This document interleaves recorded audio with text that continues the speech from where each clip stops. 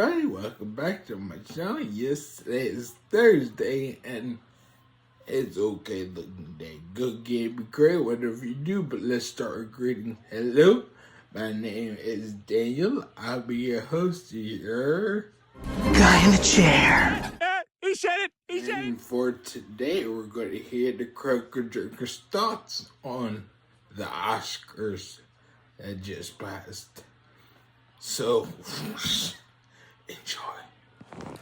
The Oscars, Hollywood's annual dick-sucking contest where overpaid, overhyped and overconfident actors and directors fly in on their private jets and take to the stage in $10,000 dresses to pat themselves on the back and lecture the unwashed masses about the evils of capitalism, pollution and the dreaded Orange Man. It's become a complete joke in recent years that the Academy Awards are a kind of crumbling monument to the hubris of Hollywood, a gaudy, irrelevant, and kind of disgusting spectacle of excess and arrogance at a time when the average American is having to decide between food or heating each month. And the only thing that managed to stir even a vague flutter of interest was watching Will Smith lose his mind and make an absolute clown out of himself a couple of years ago. Hope she appreciated you ruining one of the biggest nights of your career for her, bro. So from the year 2016, which is 7 years ago now, Yes. y'all have been apart. Yeah.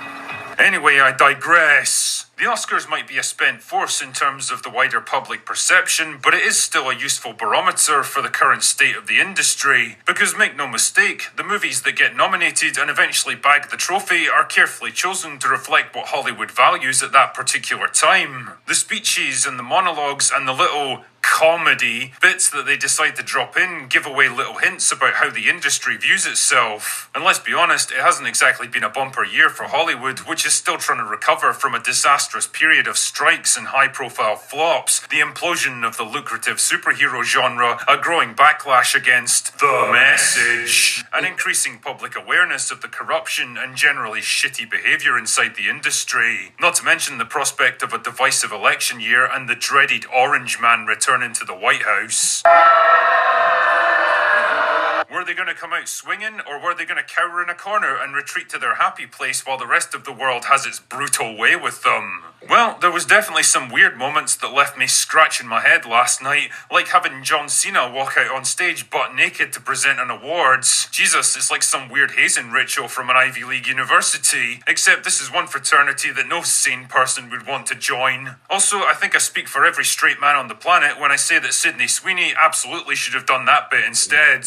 Then there was the elderly and clearly confused Al Pacino who stumbled through his Best Picture speech like he literally just got woken up and shoved out onto the stage with no prep time. Honestly, what happened to guys like him and De Niro? They used to be the most awesome and respected actors in the business. Now they're just sad and embarrassing old men who should have retired years ago. On the plus side, Michael Keaton had a nice little moment with Danny DeVito. Still got it, bro. And since pretty much the entire world has jumped on the fuck Madam Web bandwagon, they even found a little time to join in. Without sound, we wouldn't have been able to hear such classic lines as, "You're gonna need a bigger boat. I'll have what she's having."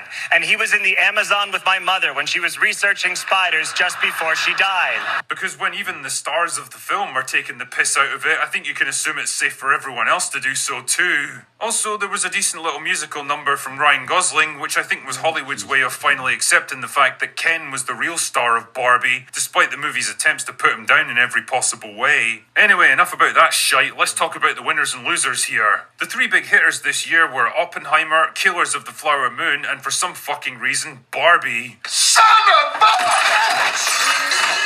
Now, in any sane world, a gaudy and narratively confused mess like Barbie would have been laughed out of the room as a gimmicky entry to court mainstream appeal, but this is Hollywood we're talking about here. For all I knew, it could just as easily sweep the awards and come out as the true champion of the night. Killers was probably a more serious contender, with a heavyweight cast, a veteran director in the sunset of his career, a ponderously pretentious runtime, and a central theme that aligns perfectly with modern Hollywood sensibilities. The only thing it lacked was mainstream appeal, because fuck me, not many people are going to sit through 3.5 hours of Leonardo DiCaprio with lockjaw. Really though, the most logical and safe choice was always going to be Oppenheimer. It was one of the biggest movies of the year, it had a stacked cast delivering great performances, a director making a welcome welcome return to form, and a plot that was fairly light on partisan political lectures. And well, that's exactly what happened. Oppenheimer ended up bagging 7 awards, including Best Picture, Best Director, Best Actor, and Best Supporting Actor. And 3 more that no one cares about, like Best Cinematography, Best Editing, and Best Score, making it by far the biggest success story of the night. And when I say it was a safe and predictable choice, I don't necessarily mean that as a criticism of the film. Oppenheimer was a good movie and easily one of the best of the year, but if this had been released a few years ago when Hollywood was still high on the smell of its own farts, I suspect they would have gone for something more obscure, more artsy, more diverse, and more overtly political. There was some other welcome good news too, like Godzilla Minus One winning Best Visual Effects, which is fucking hilarious when you consider that it was made for a fraction of the cost of major Hollywood productions. Seriously, if that doesn't encourage studios to start trimming budgets and prioritizing good storytelling and characterization over shallow visual spectacle, then I don't know what will. The only real disappointment for me is that it wasn't nominated for more categories. Like, how could it not get a nomination for Best International Feature? Nah, whatever. Ultimately though, it all felt like a very safe, very cautious kind of Oscars this year. A weirdly subdued, muted event from an industry that's been deeply shaken and humbled by financial failure and internal division, and maybe even a little frightened about its own future. There was none of the bombastic chest thumping of previous years,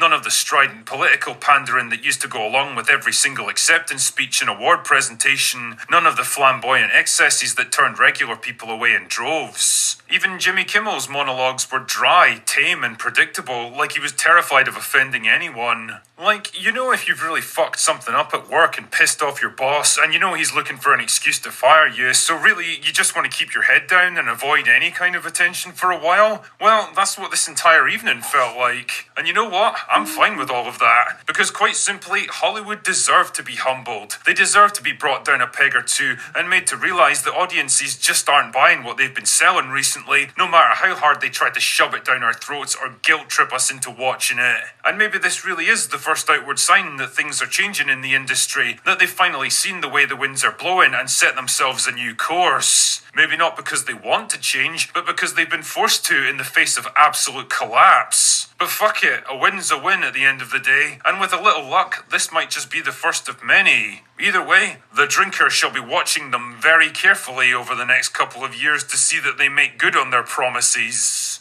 Anyway, that's all I've got for today. Go away now. Hey everybody, I hope y'all like that and everything. I did have to say, the opening monologue for Jimmy Kimmel on Robert Downey Jr. kind of distasteful, but I do like his final couple minutes dig at Trump. That was funny. Isn't it back to jail time? But still, I hope y'all liked it and had to hear what they had to say. If you like it, don't forget to like it down below, and then subscribe and hit the notification bell or button, whatever, to notify whenever I post a new video, and share. Bye.